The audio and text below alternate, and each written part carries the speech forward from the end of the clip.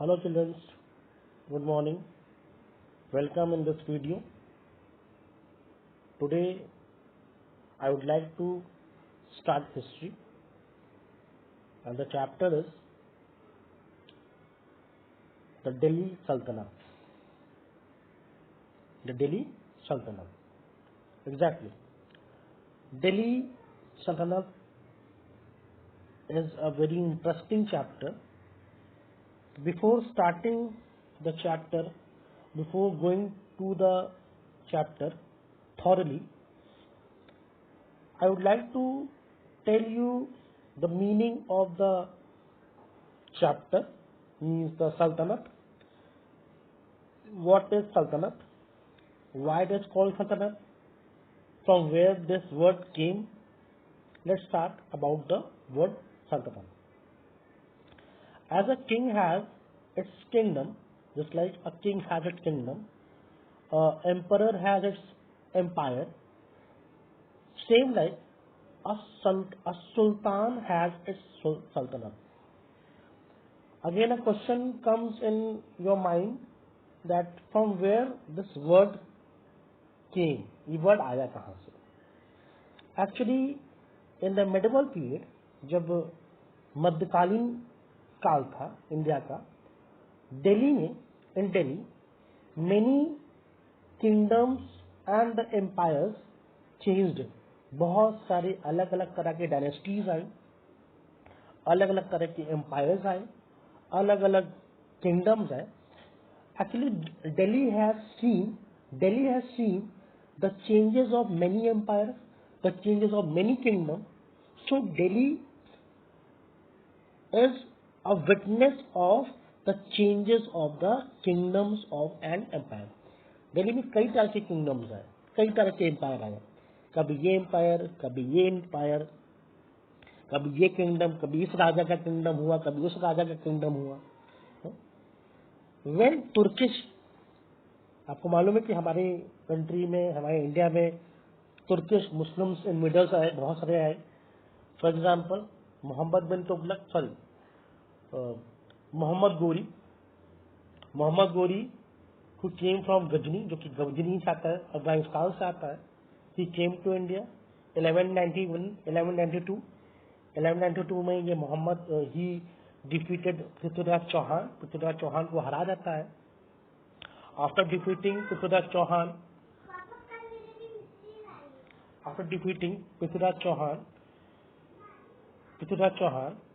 he occupied Delhi, इसने दिल्ली पे कब्जा करता है. आफ्टर ऑक्युपाइंग द दिल्ली को पर कब्जा करने के बाद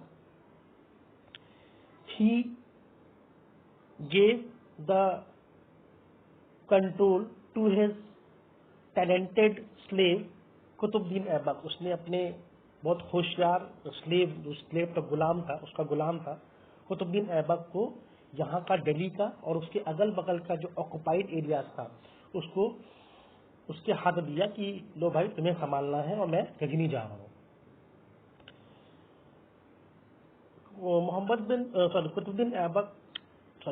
Mohammad Ghori have many slaves, तो बहुत सारे स्लेव्स थे.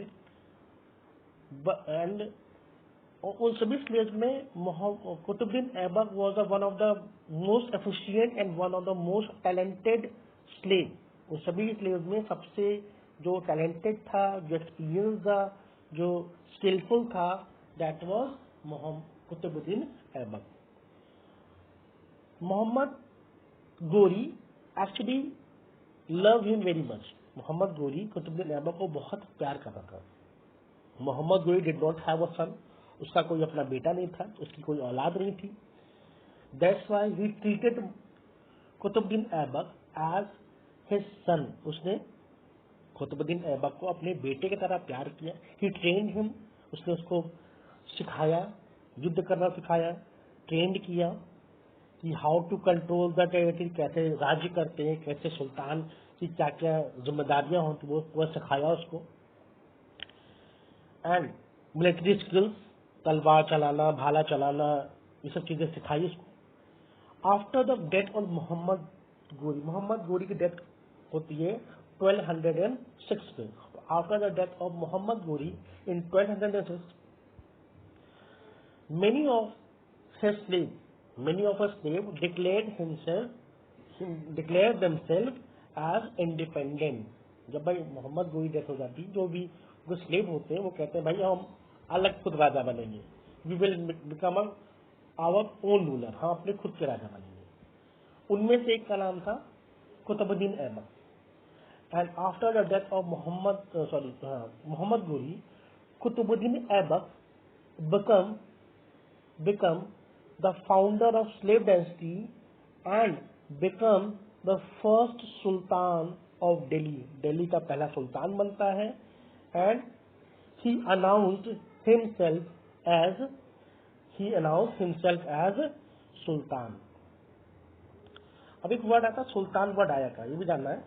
एक्चुअली जब इंडिया में ये तुर्किश रूलर्स आए, तो when the Turkish ruler came to India, most of the Turkish followed Islam. वो सभी जितने भी तुर्किश रूलर्स थे वो इस्लाम धर्म को, मुस्लिम धर्म को मानने वाले थे. They all were the believer of इस्लाम.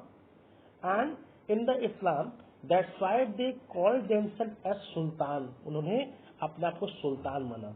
यहाँ पर सुल्तान का मतलब था the representative of God. God का प्रतिनिधि, मतलब गॉड की तरफ से भेजा हुआ एक उनका दूत, इसलिए उनको सुल्तान बोला गया. उनका कहना था कि जो सुल्तान वर्ड है ये एक्चुअली सुल्तान का रिप्रेजेंटेटिव ऑफ गॉड, अल्लाह का भेजा हुआ एक दूत है जो कि लोगों की रक्षा करेगा और लोगों की देखभाल करेगा. फ्रॉम द तुर्किश इन्वेडर्स, और यहीं से इन तुर्किश से ही वर्ड सुल्तान वर्ड एग्जिस्ट होता है, सामने आता है. And from where the Delhi become the Delhi सल्तनत. And the period of this called the Delhi सल्तनत. फाउंडेड. अब इसमें देखेंगे how many dynasties existed in Delhi सल्तनत. कितनी सारी डायनेस्टीज आती है. द फर्स्ट डायनेस्टी कौन सी थी? Slave dynasty. कौन सी थी? Slave dynasty. You can see over here. The first was slave dynasty, then Khalji, then Tughlaq, Sayyid, Lodis. First is slave. Slave dynasty's time period is 1206 to 1290, means 84 years. The slave dynasty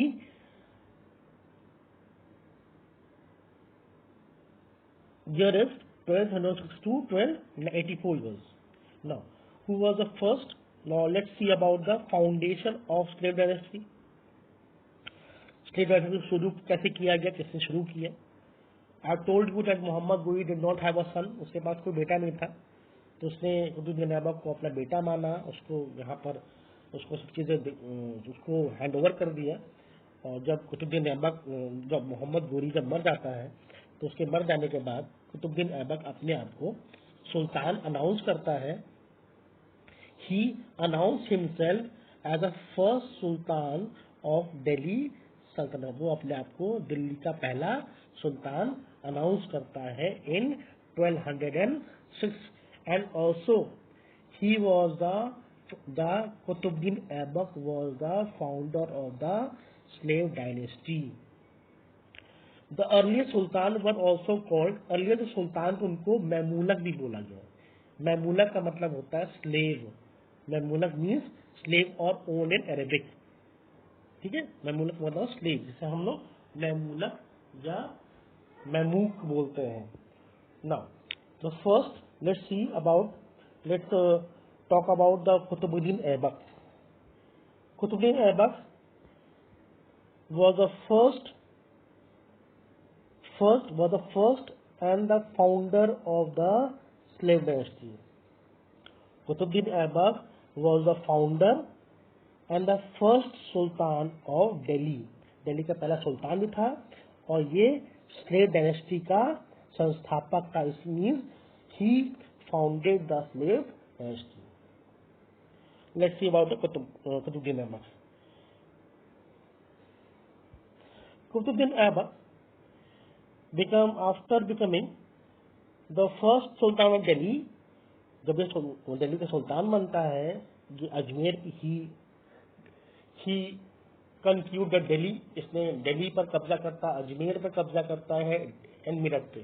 he was a good administrator, एक बहुत अच्छा प्रशासक mean ये अपने प्रजा और अपने पूरे राज्य को बहुत अच्छे से उसको चला पा रहा था। He was very a good administrator, सबको संभाल के अच्छे से चला रहा था और लोग इससे खुश थे। And also benevolent, he believe in charity, इसे चैरिटी मीन्स इसे दान पुण्य में विश्वास था, ये बहुत दानी था, ये दान करने वाला था, मतलब वो दान करने में बहुत खुशी मिलती थी। That's why he also known as lakh बख्श और गिवर ऑफ लैक्स, इसलिए इसे लाख बख्श या गिवर ऑफ लैक्स भी बोला गया। He was philanthropist, philanthropist का मतलब होता है अ काइंड पर्सन, जिसे जो काइंड होता है, जो दयालु होता है, उसी को बोलते हैं फिलैंथ्रोपिस्ट। जब कोई व्यक्ति दान पुण्य करेगा तो ऑब्वियसली बात है दयालु भी होगा, मीन्स दूसरों के लिए उसके लिए प्यार होगा। तो he was also a philanthropist.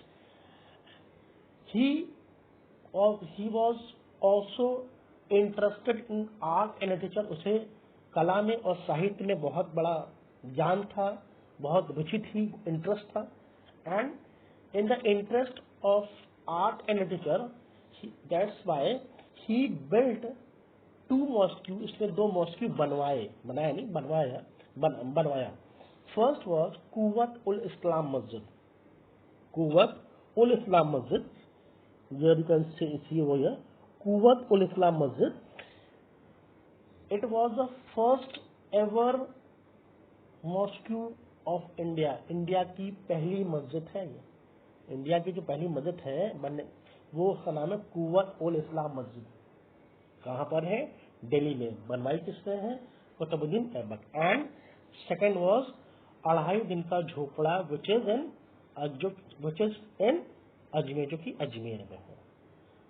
तो लोग कहते हैं कि 2.5 दिन का झोपड़ा बनने से पहले there was a Sanskrit school, वहाँ संस्कृत स्कूल था, एक संस्कृत का विद्यालय था।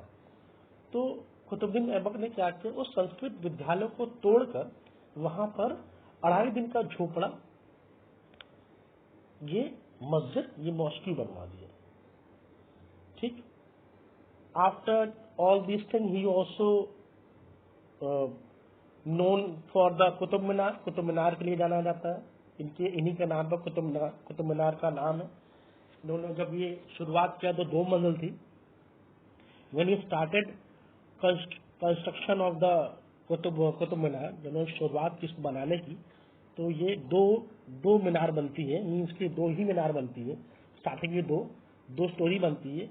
एंड ही एक्सीडेंटली डाइड, ये अचानक ही मर जाते हैं। इनका ये एक्चुअली ही वॉज प्लेइंग पोलो एक गेम है, इट इज अ गेम जो कि घोड़े में बैठकर खेलते हैं, घोड़े में बैठकर और स्टिक लेते हैं और बॉल को मारते हैं।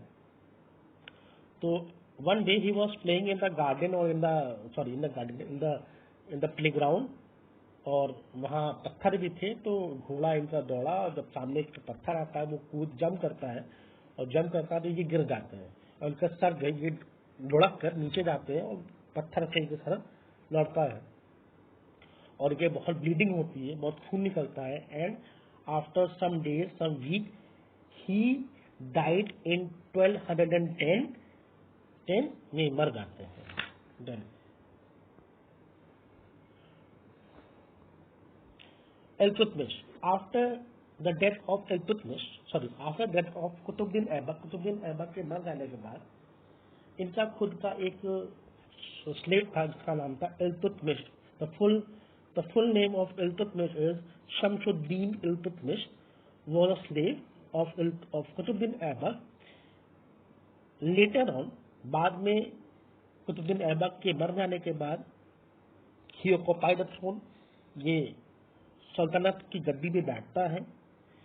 When he sat on the सल्तनत पर जब बैठता है, ही फेस मेनी चैलेंजेस, इसके सामने बहुत सारी प्रॉब्लम आती है, नोबल्स की आती। नोबल्स कौन थे?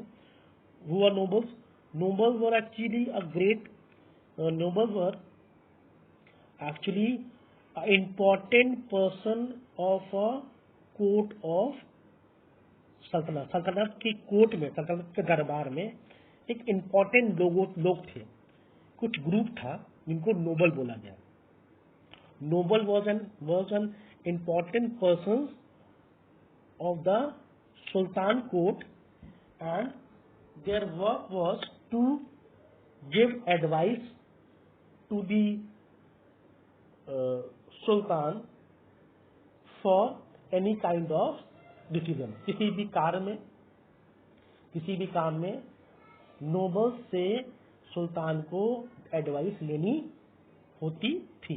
Now after the death of Iltutmish को भी कहते हैं कि ये लाइब्रेरी में ये किताब पढ़ने गए और वहीं पर सीढ़ियों से गिर जाते हैं, इनकी चोट लगती है और कुछ दिनों बाद ये की डेथ हो जाती है। After the death of Iltutmish, actually Iltutmish के बेटे तो थे और एक बेटी थी जिसका नाम था Razia Sultana, but all the son were in, और जितने भी सन थे वो कहते थे एफिशिएंट नहीं थे। एफिशिएंट नहीं मीन्स वो किसी काम मतलब कि काबिल नहीं थे। दे वर नॉट एफिशिएंट, वो काबिल नहीं थे। दे वर नॉट टैलेंटेड, उनमें काबिलियत नहीं थी कि वो इतने बड़े साम्राज्य को, इतने बड़े सल्तनत को संभाल सके। सो व्हेन, जब ये इल्तुतमिश की डेथ होने से पहले तो उनको चिंता थी कि भाई कौन संभालेगा, who will take care of all this thing, इतने बड़े साम्राज्य को संभालेगा कौन। तो देखते हैं कि बेटे जो है लायक नहीं है, नालायक है, they are not good, they are not become as a administrator, वो अच्छे राजा सुल्तान नहीं बन पाएंगे, वो नहीं संभाल पाएंगे। सो वो अपनी बेटी रजिया को चुनते हैं।